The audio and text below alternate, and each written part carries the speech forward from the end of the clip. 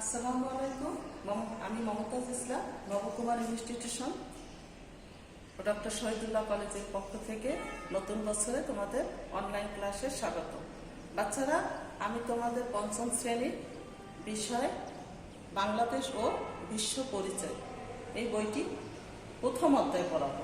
দেখো, বোর্ডে দেওয়া আছে যে বাংলাদেশ বিষয়ে বাংলাদেশ ও বিশ্ব পরিচয়। এখন তোমাদের আমি এর আগের ক্লাসে তিনটি পার্ট, এই প্রথম অধ্যায়টাই তিনটি ভাগে ভাগ করা হয়েছিল। আমি এখানে লিখে দিই।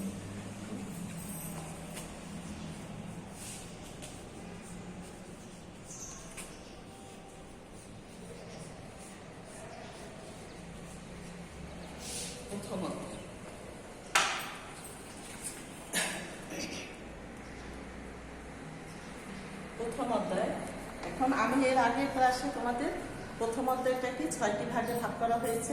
আমি 3টি এর আগের ক্লাসে পড়িয়েছি, আজকে বাকি 3টি নিয়ে আলোচনা করব। তা চলে যাই আমরা আলোচনায়। তার দেখো 4 নম্বর পয়েন্টে কি আছে, পাকিস্তানি বাহিনী হত্যাযজ্ঞ।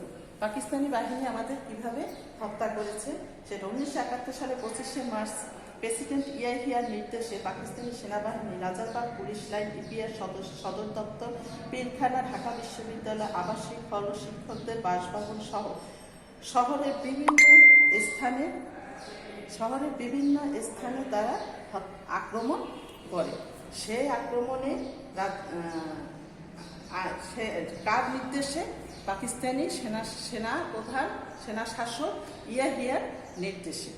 তারপরে কি করছে দেখো, তার নির্দেশে এই যে আক্রমণ, একযোগে আক্রমণ করে। রাজারবাগ পুলিশ লাইনের পুলিশ সদস্যরা কি করেছিল, সেই আক্রমণ প্রতিবাদ করার জন্য তারা প্রতিবাদ করতে গিয়ে অস্ত্রশস্ত্র নিয়ে, রাইফেল অস্ত্রশস্ত্র নিয়ে প্রতিবাদ করতে গিয়েও তারা সেটা পারেনি, কারণ ওদের ছিল অত্যাধুনিক অস্ত্র এবং আধুনিক অস্ত্রের সামনে আমাদের বাঙালি পুলিশ বাহিনী এরা টিকে থাকতে পারেনি। সেই ভয়াল রাতে হানাদার বাহিনী দেশের অন্য বড় বড় শহরেও আক্রমণ করে। শুধু যে ঢাকা শহরে তা না, ওরা সেই রাত্র, কালো রাত্র যেটা আমরা বলি 25শে মার্চ, সেই রাত্রে শহরের আরো বড় বড় বাঙালির আরো বড় বড় শহরে ওরা আক্রমণ করেছে। এই আক্রমণের নাম দেওয়া হয়েছে কি, অপারেশন সার্চ লাইট। পাকিস্তানি সেনাবাহিনী ছাত্র, শিক্ষক, পুলিশ, ইপিআর সদস্য সহ অসংখ্য নিরীহ জনগণ হত্যা করে, যা গণহত্যার সামিল। 9 মাসের মুক্তিযুদ্ধে 30 লক্ষ বাঙালি মারা যায়। 1 কোটি মানুষ ভিটামাটি ছেড়ে ঘর বাড়ি হারিয়ে প্রাণের ভয়ে তারা ভারতে আশ্রয় নেয়। এভাবে করে আমাদের উপরে ওরা অত্যাচার, নির্যাতন চালিয়েছে। তারপরে দেখো, মুক্তিযুদ্ধের শেষ দিকে ডিসেম্বর মাসে পাকিস্তানি হানাদার বাহিনীর একদিকে মেধাশূন্য করার জন্য, পাকিস্তানিরা আমাদের বাঙালিদের মেধাশূন্য করার জন্য ওরা কি করলো, 10ই ডিসেম্বর থেকে 14ই ডিসেম্বরের মধ্যে আমাদের যে মেধাবী মানুষগুলা, সেগুলোকে ধরে ধরে ওরা চিহ্নিত করে, ওরা ধরে ধরে তাদেরকে নিয়ে তাদের হত্যা করেছে। সেই জন্য আমাদের দেশে কিন্তু এখন রাষ্ট্রীয়ভাবে সেই 14ই ডিসেম্বর কিন্তু বুদ্ধিজীবী দিবস আমরা পালন করি। এটা প্রতি বছর তাদের উদ্দেশ্যে, যে বুদ্ধিজীবীদের ভিতরে বিভিন্ন ভাগও আছে, যেমন শিক্ষক, চিকিৎসক, শিল্পী, তারপর সাংবাদিক, কবি, সাহিত্যিক, এরকমের প্রত্যেকটা জায়গা থেকে চিহ্নিত করে তারা এভাবে করে নিয়ে মেরে ফেলছে। সেই থেকেই আমরা সেই 16ই ডিসেম্বরে, এই ঘটনার পরে আমরা প্রতি বছর 14ই ডিসেম্বর বুদ্ধিজীবী দিবস পালন করি। এরপরে আসি পাকিস্তানি বাহিনীর আত্মসমর্পণ ও আমাদের বিজয়। দেখো, আত্মসমর্পণ ওরা কিভাবে করছে আর আমরা কিভাবে বিজয় হয়েছি। মুক্তিযুদ্ধের 1971 সালে 3রা ডিসেম্বর পাকিস্তানি বাহিনী ভারতের একটি বিমান ঘাঁটিতে হামলা করে।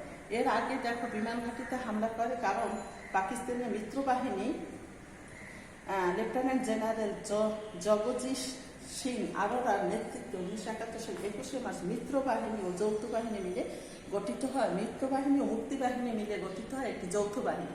মিত্রবাহিনী হয়েছে ইন্ডিয়ার যারা আমাদের আর মানে আর্মিরা বা পুলিশ আর্মি যারাই হোক আমাদের যারা যুদ্ধের সময় সাহায্য করেছে তারা হচ্ছে মিত্রবাহিনী, আর মুক্তিবাহিনী হচ্ছে আমাদের দেশের যারা মুক্তিবাহিনী। দুইটা বাহিনী শেষের দিকে এসে দুইটি বাহিনী এক হয়ে একটি যৌথ বাহিনী করাতে আমরা আরও শক্তিশালী হয়ে গেলাম। তখন ওরা পাকিস্তানিরা চিন্তা করছে যে আমরা যেহেতু এত শক্তিশালী হয়ে গেছি, এখন আমরা তো ওদের সাথে পারবো না। তখন ওরা ইন্ডিয়ার বিভিন্ন জায়গায় ওরা হত্যাযজ্ঞ চালায়। তখন এই মিত্রবাহিনী 1971 সালের 3রা ডিসেম্বর পাকিস্তান বাহিনী ভারতে কয়েকটি বিমান ঘাঁটিতে বোমা হামলা চালায়।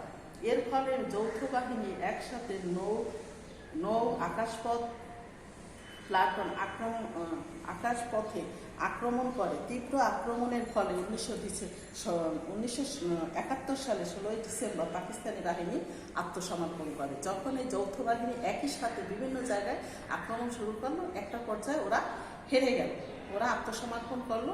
সেখান থেকে আমরা 1971 সালে 16ই ডিসেম্বর ওরা ওই দিনই আত্মসমর্পণ করে। সেই আত্মসমর্পণের ফলে আমরা বিজয় লাভ করেছি। তাই দেখো, আত্মসমর্পণের সেই ওরা একই জায়গায় বসে, কোথায় বসে এই আত্মসমর্পণ যে করলো সেটা লিখিত, সেটা হচ্ছে ঢাকা রেসকোর্স ময়দানে যৌথ বাহিনীর পক্ষে লেফটেন্যান্ট জেনারেল জগদীশ চন্দ্র আরোরা এবং পাকিস্তানি পক্ষে লেফটেন্যান্ট জেনারেল নিয়াজি আত্মসমর্পণে দলিলে স্বাক্ষর করেন। এর মধ্য দিয়ে আমরা সত্যিকারী বিজয় অর্জন করি। ওরা যখন স্বাক্ষর করলো, দলিলে স্বাক্ষর করলো, ওখান থেকে ওই দিন থেকেই আমরা বিজয় লাভ করি। আমরা একটি বাংলাদেশ স্বাধীন দেশ নামে আমরা পরিচিতি হলাম। এরপরে দেখো 6 নম্বর পয়েন্টটা, মুক্তিযোদ্ধাদের রাষ্ট্রীয় উপাধি। এই 71-এর যুদ্ধের পরে যারা সম্মুখে যুদ্ধ করেছে, এরকম যারা জীবনের ঝুঁকি নিয়ে যুদ্ধ করেছে, তাদের যুদ্ধের পরে কি করলো, বাংলাদেশ সরকার তাদের বিভিন্ন উপাধিতে ভূষিত করেছে। সেই উপাধিগুলো কি দেখো, বীর বিক্রম, বীর উত্তম, বীর প্রতীক, বীর শ্রেষ্ঠ, এইভাবে বিভিন্ন জনকে যারা যেভাবে করছে তাদের লিস্ট ধরে সেভাবে সরকার এভাবে কি করলো।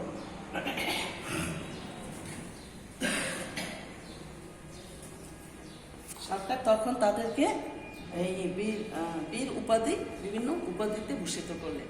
এই গেল 6 নম্বর পয়েন্ট। এখন তোমাদের প্রথম অধ্যায় শেষ করে আমি এর আগে কোনো প্রশ্ন দিই নেই।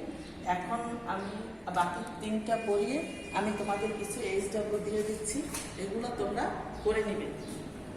আমি আলোচনা করব প্রশ্ন নিয়ে, আর তোমরা এর উত্তর খাতায়, প্রশ্ন সহ উত্তর খাতায় লিখবে। দেখো, প্রথম প্রশ্ন কি চেয়েছে, এমন 5টি ঘটনার কথা লেখো যা মুক্তিযুদ্ধে সংগঠনের ভূমিকা রেখেছে। কোনটা উত্তর হবে? দেখো, তোমাদের বইতেই আছে। এই যে 1952 সালে ভাষা আন্দোলন, 1966 সালে 6 দফা আন্দোলন, 1969-এ গণ অভ্যুত্থান, 1970-এ সাধারণ নির্বাচনে আওয়ামী লীগ নিরঙ্কুশ বিজয়, 1971 সালে 25শে মার্চ সেনাবাহিনী নারকীয় হত্যাযজ্ঞ, এখানে বাঙালিদের প্রতিরোধ। দেখো, এখানে 7টা আছে, তোমাদের প্রশ্নে 6টা, 7টা, 5টা, যার তোমরা সেভাবে উত্তর দিবে। তারপরে প্রশ্ন দেখো, মুক্তিযুদ্ধের রাষ্ট্রীয় উপাধিগুলো কি কি?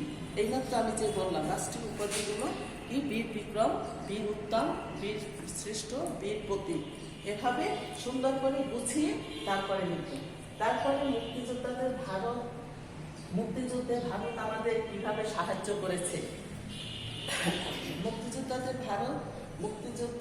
মুক্তিযুদ্ধে ভারত আমাদের কি উপকার করেছে? মুক্তিযুদ্ধে ভারত আমাদের খাদ্য, চিকিৎসা, বস্ত্র, এমনকি প্রশিক্ষণ দিয়েও সাহায্য করেছে। হ্যাঁ, প্রশিক্ষণ মুক্তিযুদ্ধে ভারত আমাদের কিভাবে সাহায্য করেছে? তারা কি করছে, আমাদের বিভিন্ন জায়গায় প্রশিক্ষণ দিয়েছে, খাদ্য, বস্ত্র, মানে চিকিৎসা, এগুলো দিয়ে আমাদের সাহায্য করছে। সেই মুক্তিযুদ্ধে যে অনেক মানুষ পাকিস্তানে গিয়ে, ভারতে গিয়ে আশ্রয় নিয়েছে জীবন বাঁচানোর জন্য। তারপরে বুদ্ধিজীবীদের কারা হত্যা করেছিল, বুদ্ধিজীবীদের কারা হত্যা করেছিল? পাকিস্তানি বাহিনী আমাদের বুদ্ধিজীবী, যে আমি বললাম যে আমাদের মেধা শূন্য করার জন্য যে তারা বেছে বেছে যারা ভালো মেধাবী, যারা দেশকে বুদ্ধি দিয়ে সামনের দিকে এগিয়ে নিতে পারবে, এই ধরনের মানুষকে তারা ধরে ধরে নিয়ে হত্যা করেছে। সেই দিন থেকে 10ই ডিসেম্বর থেকে 14ই ডিসেম্বর এদেরকে মারা হয়েছে। এই জন্যই আমাদের প্রতি বছর আমরা 14ই ডিসেম্বর বুদ্ধিজীবী দিবস পালন করি।